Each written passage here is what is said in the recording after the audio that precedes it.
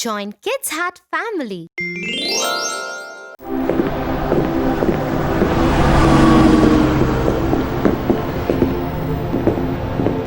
Tia, yesterday in our class, my friend Ben forgot to bring one of his textbook, and Ted offered to share his textbook with him.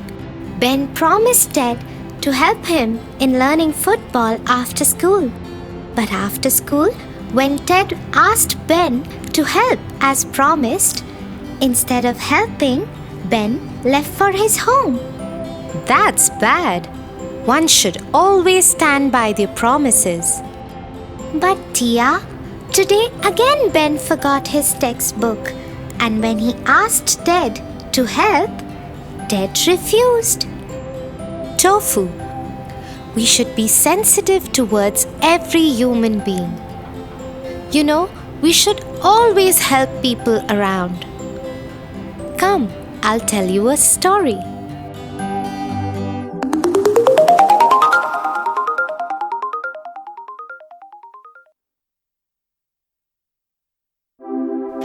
Once upon a time, there lived a beautiful princess in the kingdom of a very humble king. The princess was so pampered by her father that she turned out to be a little proud of the fact that she is a princess.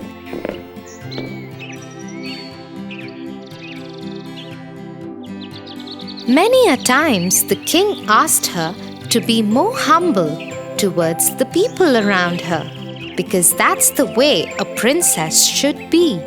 I know, my little princess, that you are my pampered child, but you should be a little more empathetic towards other people. Everybody is same. It's just that some are fortunate, some are not. But the princess just ignored what her father had to say and went out to play with the golden ball that her father had gifted her on her birthday. She loved the ball, but no sooner had she started playing that her ball bounced and went into a pond. Oh God, my favorite golden ball! I would give anything to get back my favorite ball. Anything! Hearing the princess cry out loudly, a frog leaped up and sat on a lotus leaf and said, Princess, I just saw what happened. I will get the golden ball back for you. But you have to promise me something. How in the world did the slimy frog talk? The princess only wanted her ball back, so she hurriedly said yes. What is it that you want in return? I want you to take me back to your palace and pamper me. I would eat with you, play with you, and sleep in bed with you. The princess was horrified at the very idea and had no intention of doing any such thing. She agreed to the condition as she thought the frog would not be able to reach the palace on his own, and she had no intention of taking him along with her. She told him to hurry and get the ball back, and waited with bated breath for her golden ball. The frog jumped into the pond and in no time at all came back with the golden ball. She took the ball from him and ran back to her palace as fast as she could. Princess, come back! You promised to take me with you. You can't break your promise.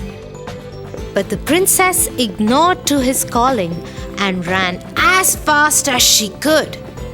She was relieved when she reached her room and soon forgot all about the frog.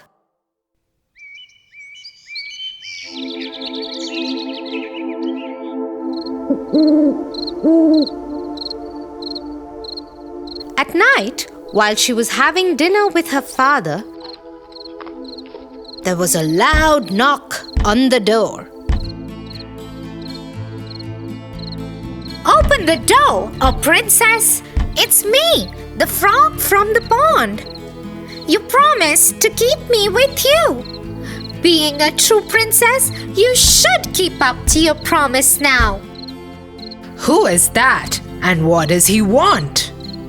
The princess, being a little scared of her father, told him about the afternoon incidents.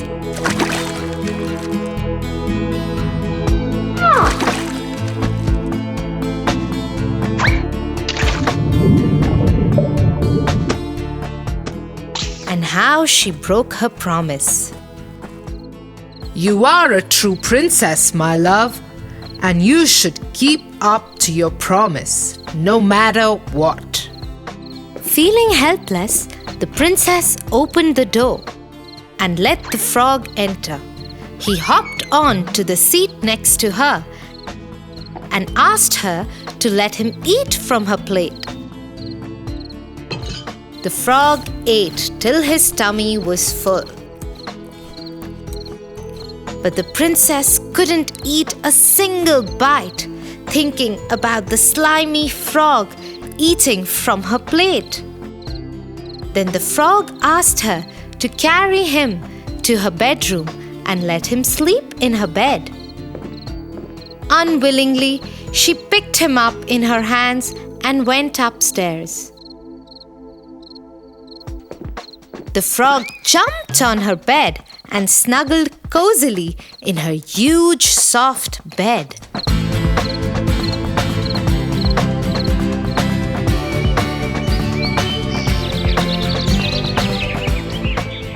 The next morning, the princess got up to find the frog missing from her bed. Happily, she hopped from her bed, thinking that the ordeal was over.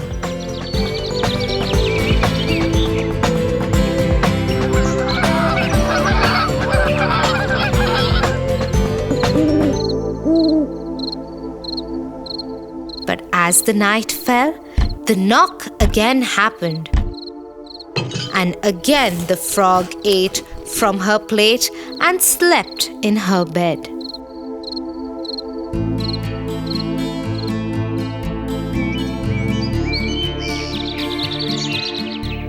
Feeling sad about sharing her food and bed, she went to her father and asked him if she could stop now. The king again told her that a promise was a promise and cannot be broken.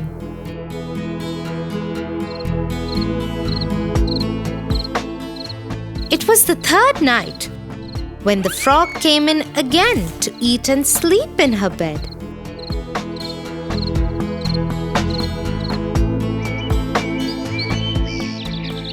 But the next morning, the princess was astonished to see that the frog was not in her bed. And a handsome young prince was standing next to her bed. What? Who are you? Where is the slimy frog? Dear princess, it's me, the frog. A witch cast a spell on me that could be broken only if a princess would let me eat in her plate and sleep in her bed for 3 nights. You broke that spell by keeping your promise, and here I am, standing in front of you. I am the prince from the neighboring country. Would you like to be my wife? Not able to resist the handsome prince, she said yes, but had something more to say. Oh, prince, I would love to be your wife. But how would you forgive me for being so rude to you? She was guilty like hell, but the prince was a humble man. He said, Oh, my dear princess, I can understand your reasons and I am ready to forgive you. But you have to promise me that in future you won't judge anybody by the way one looks or the job one does. Everyone is equal, and that's how they should be treated, equally. Saying this, the prince took her in his arms and decided to take her to his kingdom, where they lived happily ever after. Oh, Tia, you are right. We should always keep our promises and help people in need. Thanks for the lovely moral story. Come, Tofu, let's go and play some games now.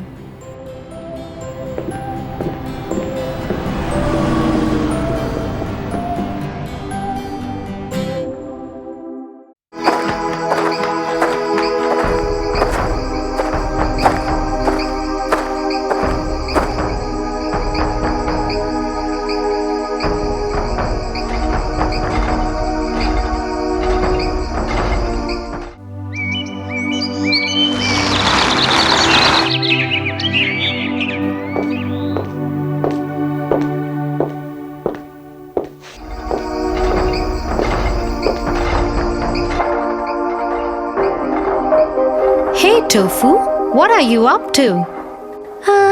Nothing much. Just watching TV. Oh, cool. Are you done with your homework already? We didn't have much homework today. We just have a research assignment. I'm impressed. So you finished your research work so soon? Oh no, I haven't. It's a big assignment, so we have to do it in pairs. My partner is Kate. She's really good with research, so I passed it all off to her. She will write the paper and bring it tomorrow. I don't know what to say, Tofu. You can say which game you want to play. How about I tell you a story instead? Oh, I love your stories. Please tell me one. This one is about the horse and the donkey, where the horse doesn't bother to help the donkey.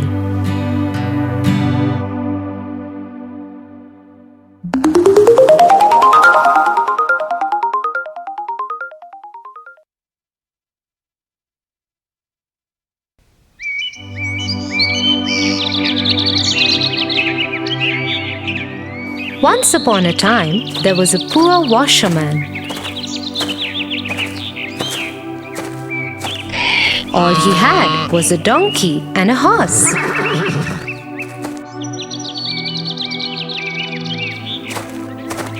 He would use the donkey to carry the load of clothes from the village to the river and back.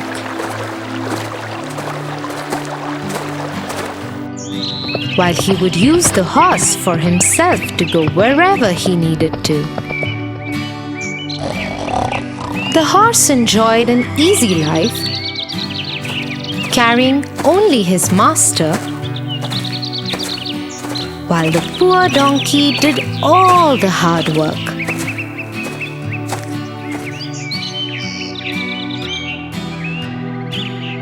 One day, the washerman went to the village to collect clothes from people.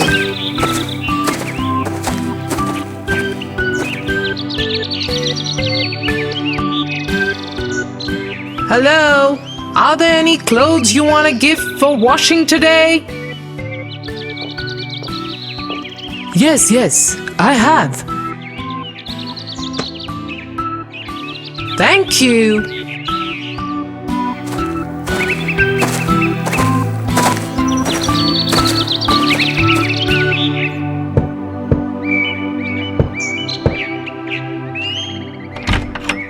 Hello, how are you today?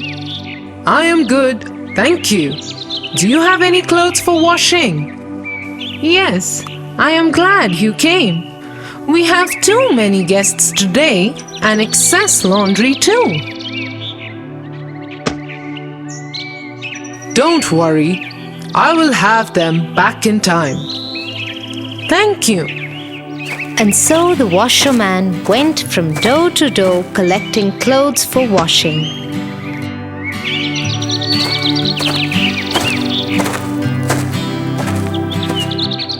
Then he loaded everything onto his donkey.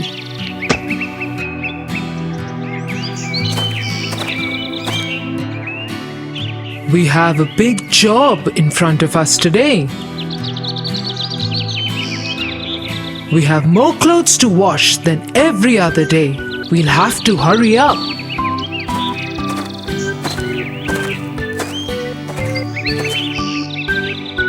As soon as he got the donkey loaded up, they started moving towards the river. The washerman decided to walk besides the horse and the donkey. But the load was too much for the donkey to carry, so he got very tired. When they were halfway through to the river, the washerman decided to stop to get some rest. He too was tired, having walked all the way instead of riding the horse as usual. That's when the donkey decided to talk to the horse. "Horse, can you please help me? This load is too heavy to carry. Since the master is walking today and you have no burden to carry, can you take some of mine?" I am here to serve my master, not you. It's not my job to carry the load. It's yours and you alone must do it. The donkey had no choice but to carry the burden of the clothes all alone. So he continued walking slowly when they resumed their journey. But after some time, the weight became too much for him and he collapsed. He tried to get up again but just couldn't. Oh no! What's wrong with my donkey? Let me get his weight off him first.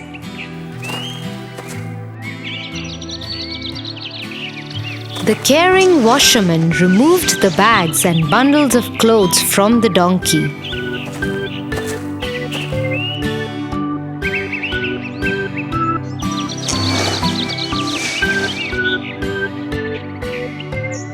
Oh, these bags are very, very heavy. It was wrong of me to put them on the donkey alone.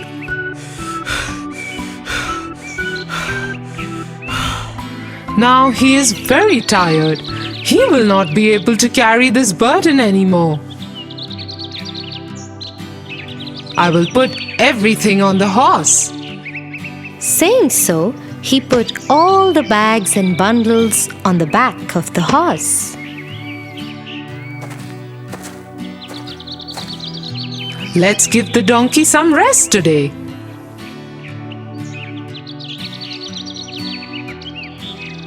They started walking again towards the river. As they walked, the horse realized what a mistake he had made. This is so heavy. I wish I had not been so selfish earlier. If I had shared the donkey's load when he asked me to, I wouldn't have to carry all this by myself. From now on, I will always share the burden.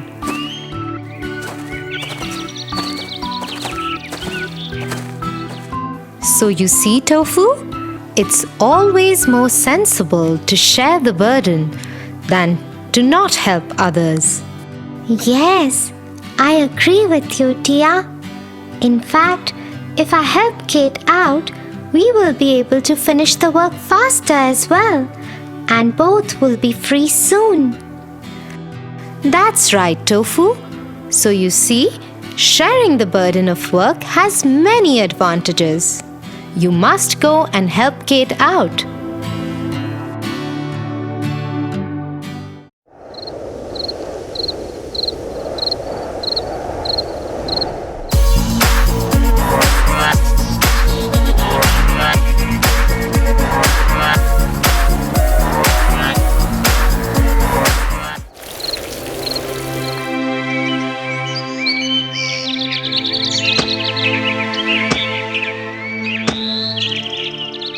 Wasn't last night's slumber party fun, Tofu? Oh, I had a blast. Let's do it again. I agree, but I noticed that you weren't being very nice to Cousin Rob. You were always with your friend Josh. Cousin Rob started it. Started what? Josh is one of my best friends, and Cousin Rob told me that he didn't like Josh as much as I did. There's nothing wrong in that, Tofu. I don't understand. Why not? Shall I explain it to you with a story? Yes, I want to hear the story.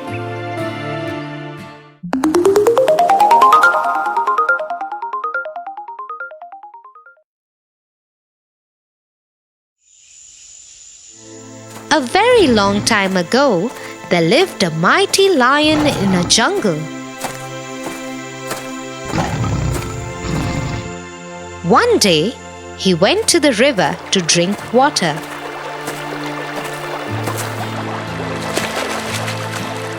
But his leg got stuck in the thick, slushy mud of the riverbank. No matter how much he tried, his leg wouldn't come out. He called out for help. But alas, there was none.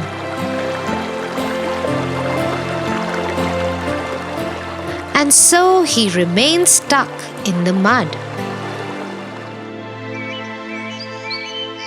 After a few days, a kind jackal came to the same spot of the river to drink water. He saw the lion stuck in the mud. "Your Majesty, are you all right?" No, Jackal. I am stuck in the mud. I cannot move. I have been here for days now. "Give me a moment, Your Majesty. Let me see what I can do." The jackal quickly crossed over to the riverside where the lion was stuck. With his paws, he dug out the mud where the lion's leg was caught. "I think your leg should be free now. Please try and come out." The lion tried to move, but he couldn't. His leg had become stiff after being in the same position for so many days. Seeing this, the jackal made more efforts to free the lion. He pushed him and pulled him till he finally came out of the mud.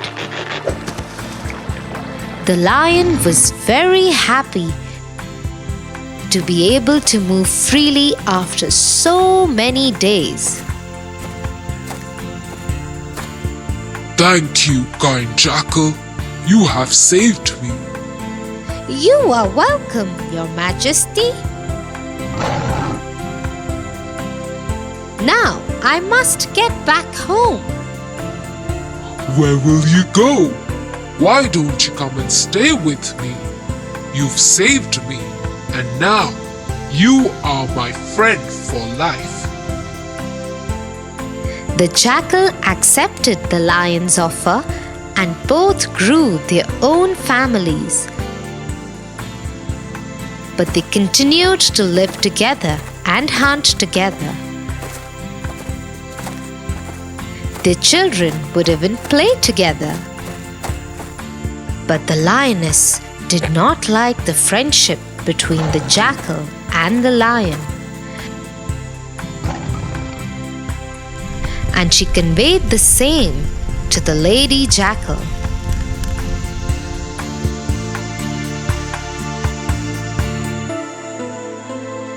"The lioness told me that the lion does not want us to live here with him and his family." Hearing this, the jackal was very upset and went to see the lion.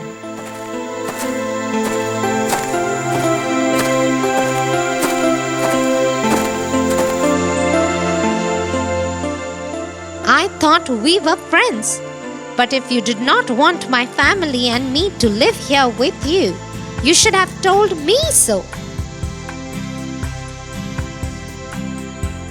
Instead, you conveyed your message to me through the lioness and the lady jackal? My friend, I don't know what you are talking about. We are leaving. No, my friend, don't leave me and go. I have not done anything of that sort. I want you to stay with me. The jackal understood what had happened. I am sorry, friend. I understand your sincerity and love towards me. I think I judged you too quickly. It is not you who wants me gone, but the lioness. I shouldn't live here any longer. No, you don't have to go. I will speak to the lioness. No, don't worry about it. My family and I will live in another home. But you and I will still remain friends. It is best for both families. Though the lion was very sad, he agreed. And so the jackal made another home for himself and his family. But his friendship with the lion remained. They met every day, went on hunts together, and shared lives good and bad till the end of their lives. The lioness didn't like the jackal even though the lion and he were best friends. And she knew that the jackal had saved the lion once upon a time. Yeah, that's why I'm telling you, Tofu. Sometimes you may like someone very much, but your family may not feel the same way about them. Oh, I get it now. Let's call Cousin Rob and others for one more slumber party. I promise I will behave better this time.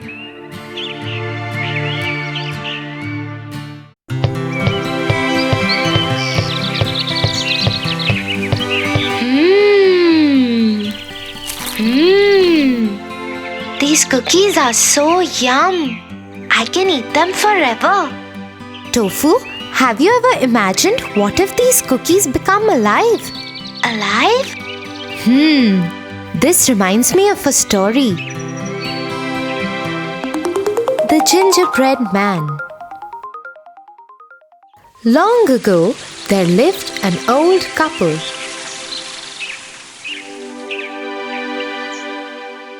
One day, the old woman cooked a gingerbread cookie in the shape of a man.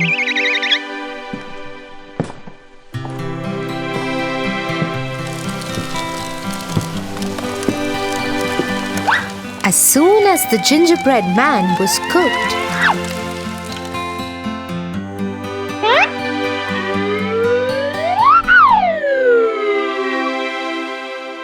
he jumped out of the tin and ran out of the open window, shouting, Don't eat me!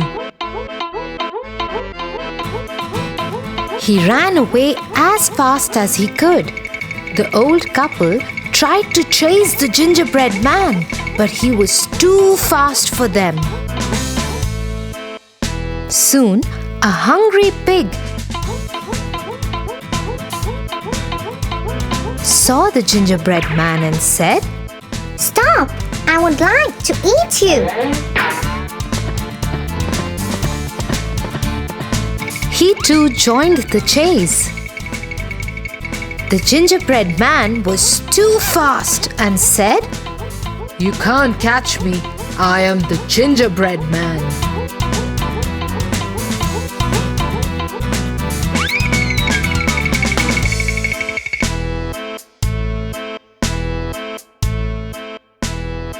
A little further, a hungry cow saw the gingerbread man and said, Stop! I would like to eat you. She too joined the chase. You can't catch me. I'm the Gingerbread Man.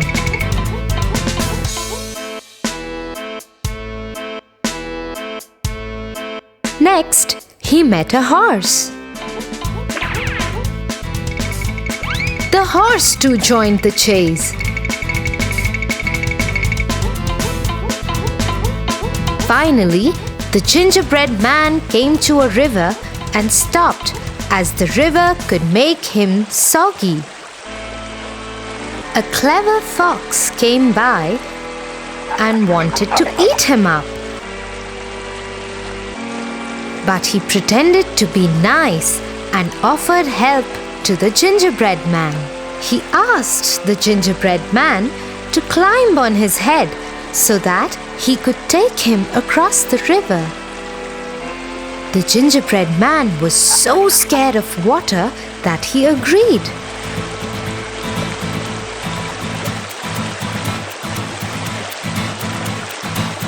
As soon as they reached the other side, the fox tossed up the Gingerbread Man in the air. He opened his mouth and ate him up. That was the end of the Gingerbread Man. I don't want my cookies alive and get eaten by a wolf. Ha ha ha ha! Enjoy your cookies, Tofu.